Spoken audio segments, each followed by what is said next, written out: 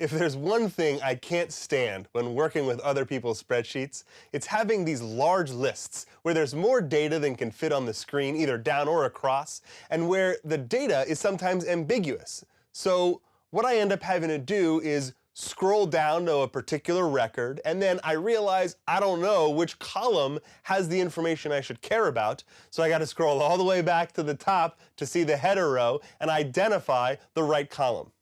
Likewise, I hate it when the name of a customer or a person of interest is in the first couple of columns of a table, and the information I need is sort of towards the end of that table, and I end up having to scroll to the left, and then scroll to the right, and then scroll back to the left and back to the right, all to figure out which value matches the person I'm looking for.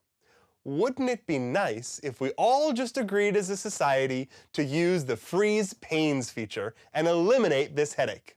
It's easy to use. Its only consequence is it makes your lists more user-friendly, and I think we'd all be happier if we just started using it as a society.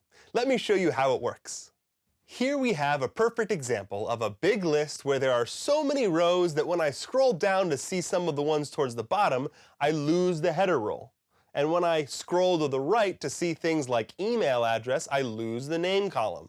However, under the View tab, you'll see several tools for something called Freeze Panes. I'm going to click the Freeze First Row button, an action that everybody should be taking with all of their big lists, because now watch what happens as I scroll. Everything scrolls as it should, except that header row sticks with me.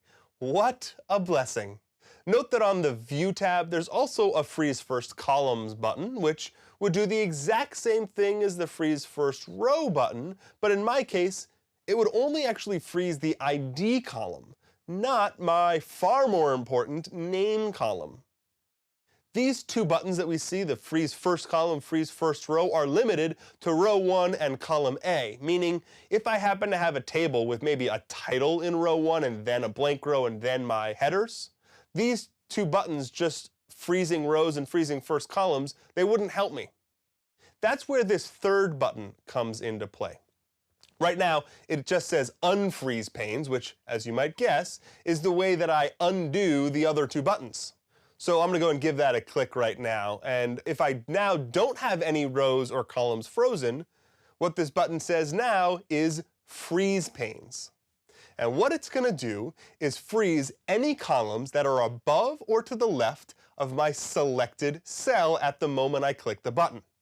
So let's say here that I have a couple of extra rows at the top of my list, and I need to freeze the first two columns, right? So I'm just going to add a couple of rows here, and now I'm going to freeze these first two columns as well, not just that first column. So if I select the cell to the right of the name column and just below the headers here, now when I click the Freeze Panes button, note those same little black lines that appeared before now appear again above and to the left of that selected cell.